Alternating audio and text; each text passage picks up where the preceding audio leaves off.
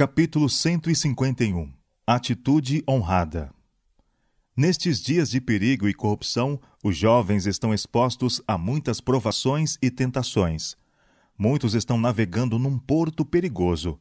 Precisam de um piloto, mas desprezam o auxílio necessário, achando que são competentes para dirigir seu próprio barco, e não percebendo que ele está prestes a bater numa rocha oculta, que pode causar-lhes o naufrágio da fé e da felicidade.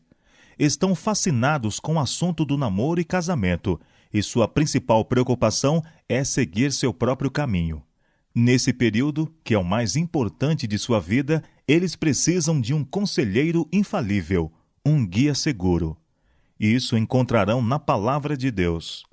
A menos que sejam estudantes diligentes dessa palavra, cometerão graves erros, que prejudicarão sua felicidade e a de outros, tanto na vida presente como na futura. Muitos têm a tendência de ser precipitados e teimosos. Não levam em conta o sábio conselho da Palavra de Deus. Não lutam com o próprio eu e não obtêm preciosas vitórias. E sua vontade orgulhosa e inflexível os desvia do caminho do dever e da obediência. Olhe para sua vida passada, querido jovem, e considere fielmente sua conduta à luz da Palavra de Deus. Tem você desenvolvido essa conscienciosa consideração pelas suas obrigações para com os pais, que a Bíblia aprecia? Tem tratado com bondade e amor a mãe que tem cuidado de você desde a infância? Tem considerado os desejos dela, ou ocasionado dor e tristeza ao seu coração ao realizar seus próprios desejos e planos? Tem a verdade que professa santificado o coração, abrandado e dominado à vontade? Se não, você tem um rigoroso trabalho a fazer para consertar os erros do passado. Um guia perfeito. A Bíblia apresenta um padrão perfeito de caráter. Esse livro sagrado, inspirado por Deus e escrito por homens santos, é um guia perfeito sob todas as circunstâncias da vida. Ele descreve claramente os deveres tanto de jovens como de adultos. Se adotada como guia da vida, seus ensinos enobrecerão, elevarão a mente, aperfeiçoarão o caráter e darão paz e alegria ao coração. Mas muitos dos jovens têm preferido ser seus próprios conselheiros e guias, e têm tomado seus casos em suas próprias mãos. Esses jovens precisam estudar mais atentamente os ensinos da Bíblia. Em suas páginas encontrarão revelado seu dever para com os pais e irmãos na fé. O 5º mandamento diz: respeite seu pai e sua mãe para que você viva muito tempo na terra que estou lhe dando. Êxodo capítulo 20, verso 12. Em outro lugar, lemos: filhos, o dever cristão de vocês é obedecer ao seu pai e à sua mãe, pois isso é certo. Efésios capítulo 6, verso 1. Um dos sinais de que estamos vivendo nos últimos dias é que os filhos são desobedientes aos pais, ingratos e profanos. A palavra de Deus tem muitos preceitos e conselhos que ordenam respeitar os pais. Incute nos jovens o sagrado dever de amar e tratar com carinho os que os guiaram através da infância, da juventude até a idade adulta, e que agora dependem em grande parte deles quanto à paz e felicidade. A Bíblia é clara nesse assunto, contudo, seus ensinos têm sido muito desrespeitados.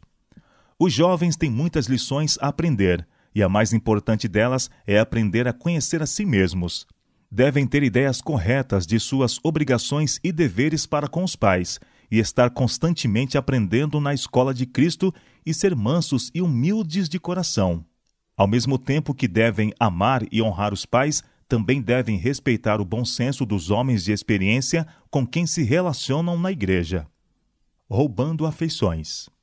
O jovem que desfruta a companhia e conquista a amizade de uma jovem sem o conhecimento dos pais dela não desempenha um nobre papel cristão para com ela nem para com seus pais.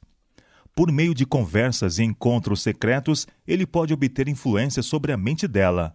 Mas, ao fazer isso, deixa de manifestar aquela nobreza e integridade de alma que possuirá todo filho de Deus.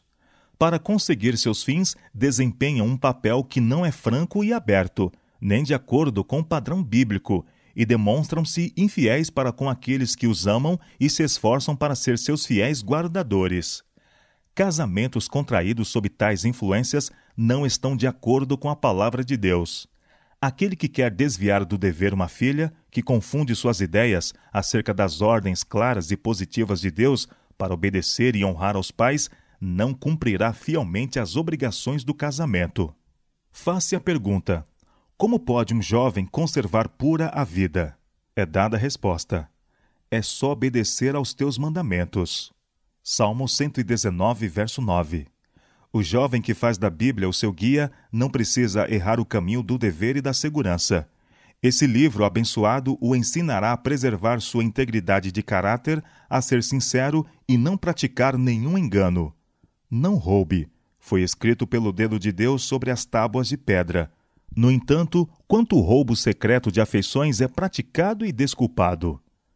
Mantém-se um namoro falso. Seguem-se conversas particulares, até que os sentimentos de alguém inexperiente e que não sabe até que ponto se podem desenvolver essas coisas são em certa medida desviados de seus pais e colocados sobre quem, por seu procedimento, demonstra ser indigno de seu amor.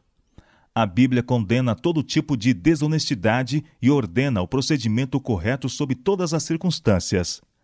Aquele que faz da Bíblia o guia de sua juventude, à luz do seu caminho, obedecerá aos seus ensinos em todas as coisas. Não transgredirá nem um jota ou um tio da lei para conseguir qualquer objetivo, mesmo se tiver que abrir mão de muitas coisas por causa disso. Se acredita na Bíblia, sabe que as bênçãos de Deus não repousarão sobre ele se desviar do estreito caminho da retidão. Embora pareça prosperar por algum tempo, certamente colherá o fruto de suas ações. Deus amaldiçoa muitos dos relacionamentos inoportunos e inapropriados que se formam nesta época. Se a Bíblia não desse um parecer claro e preciso para essas questões, então o procedimento dos jovens de hoje, em seus relacionamentos uns com os outros, seria desculpável. Mas as exigências da Bíblia não são ordens incompletas. Requerem perfeita pureza de pensamento, palavras e atos. Somos gratos a Deus porque sua palavra é luz para nossos pés e porque ninguém precisa errar o caminho do dever. Os jovens devem tornar sua obrigação consultar suas páginas e atender a seus conselhos, pois erros lamentáveis são sempre cometidos quando alguém se desvia de seus preceitos. Necessidade de juízo perfeito. Se há um assunto que deve ser considerado com calma razão e juízo desapaixonado, é o assunto do casamento.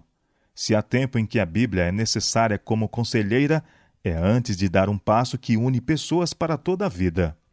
Mas a ideia predominante é que nessa questão os sentimentos devem ser o guia, e em muitos casos o sentimentalismo apaixonado assume o controle e leva à ruína certa. É nesse assunto que os jovens demonstram menos inteligência do que em qualquer outro.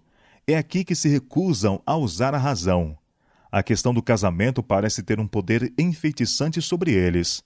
Não se submetem a Deus. Seus sentidos são anulados e agem em certo segredo, como se temessem que seus planos fossem contrariados por alguém. O modo secreto pelo qual namoros e casamentos são levados avante é a causa de grande parte da infidelidade, da qual só Deus conhece a extensão completa. Nessa rocha, milhares sofrem o naufrágio. Professos cristãos, cuja vida é assinalada pela integridade e que parecem sensíveis a qualquer outro assunto, neste cometem erros terríveis. Manifestam uma vontade fixa, decidida, sem que a razão não pode mudar. Tornam-se tão fascinados pelos sentimentos e impulsos humanos que não sentem desejo de estudar a Bíblia e entrar em íntima comunhão com Deus. Satanás sabe exatamente com que elementos tem de lidar e emprega sua sabedoria infernal de várias maneiras para induzir pessoas à ruína. Ele observa cada passo dado e sugere muitas coisas, e muitas vezes essas sugestões são mais aceitas do que o conselho da palavra de Deus. Essa rede perigosa, bem tecida, é habilmente preparada para apanhar os jovens e imprudentes. Pode estar muitas vezes disfarçada sob um manto de luz, mas os que se tornam suas vítimas trazem sobre si mesmos muitas tristezas. Como resultado, vemos por toda parte pessoas arruinadas. Os pais devem ser consultados. Quando os nossos jovens serão sábios? Por quanto tempo as coisas ainda continuarão assim? Deverão os filhos consultar apenas os próprios desejos e inclinações, sem levar em conta o conselho e bom senso dos pais? Alguns parecem nunca considerar os desejos ou preferências de seus pais, nem respeitam sua opinião madura. O egoísmo fechou-lhes as portas do coração à afeição filial. Os jovens precisam ser alertados quanto a esse assunto.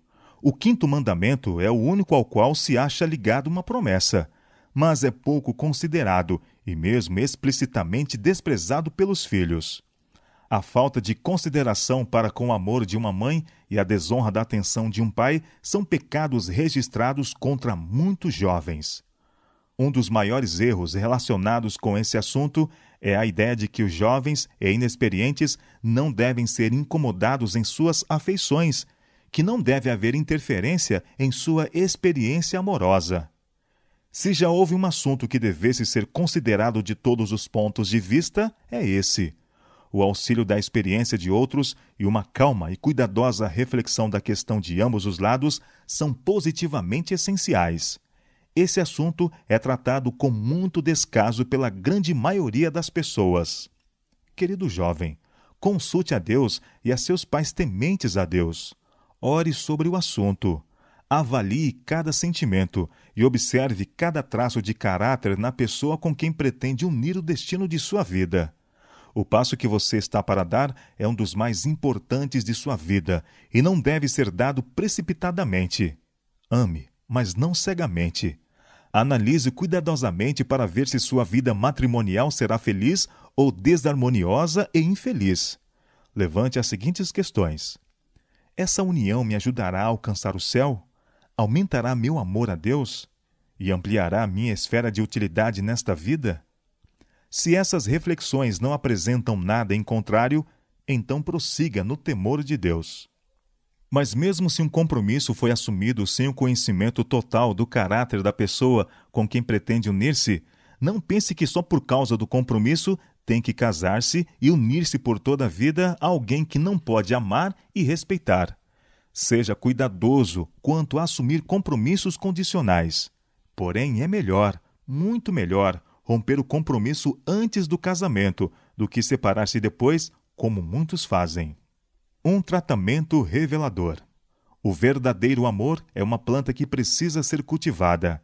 A mulher que deseja uma união tranquila e feliz, que deseja fugir da infelicidade e tristeza futuras, pergunte antes de entregar suas afeições. Meu pretendente tem mãe? Qual a qualidade do caráter dela? Reconhece ele suas obrigações para com ela? É atento a seus desejos e felicidades? Se ele não respeita nem honra a mãe, manifestará respeito e amor, bondade e atenção para com a esposa?